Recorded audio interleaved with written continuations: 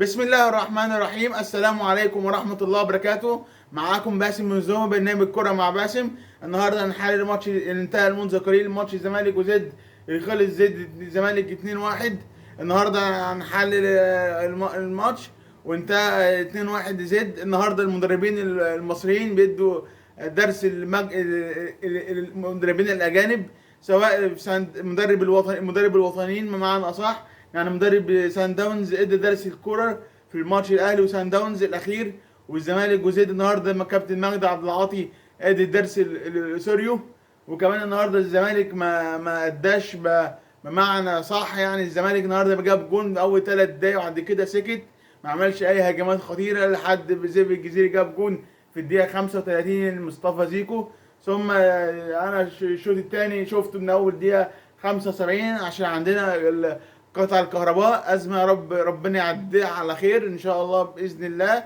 تاني حاجة زد النهاردة لعب ماتش أجمل ولا أروع ولا أجمل ولا أحلى.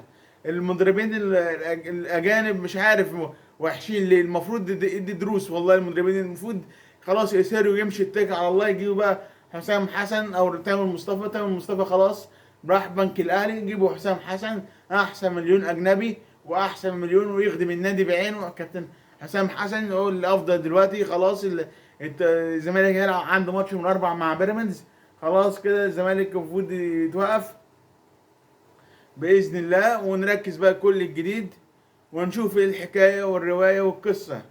وكمان النهارده الزمالك اعلن عقوبه على احمد فتوح ومصطفى الزناري ومحمد صبحي للسهر. ما ينفعش ما ينفعش ما ينفعش ما ينفعش.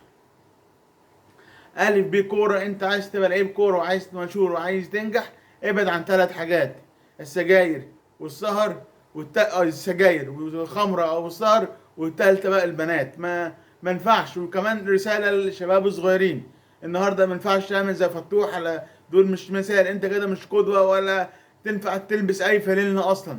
كده الزمالك ما ينفعش أصلا. دي عقوبه. والكابتن عبد الواحد السيد شابوه الكابتن عبد الواحد السيد، انت فتوح محمد صبحي ده انت لعيب منتخب مصر، ما ينفعش تعمل كده، غلط. انت يا صبحي حارس منتخب مصر للمستقبل، ما ينفعش تعمل كده يا صبحي، ما ينفعش. يعني كده الزمالك يعني حرام حرام اللي يحصل في الزمالك، وحرام حرام اللي يحصل في سوريو، وحرام. يعني الزمالك كده جمهور الزمالك يوفر فلوس ويجيب مدرب مصري. ماله المصريين؟ هاتوا حسام حسن، هاتوا اي حد يحب الزمالك ويخدم الزمالك بعينه، اي حد شاطر يعني. فودي سوريو النهارده يقدم استقالته، اتكل على الله. كابتن احمد سليمان وحسين السيد يشوفوا مين الاصلح تدريب نادي الزمالك الفتره القادمه باذن الله. وبس كده. وبكره ان شاء الله عندنا تحليل الاهلي والمقاولين العرب بعد الماتش، وعندنا شغل يوم الاثنين تشكيل متوقع الزمالك وبيراميدز والاهلي والجونه، وعندنا شغل كتير خلال الاسبوع ده. نوفمبر مليان ماتشات ومليان احداث، وهنشوف الكرة مع مين. الكرة مع باسم. وعملوش اشتراك واعمل سبسكرايب واعمل لايك وحط لايك المتين.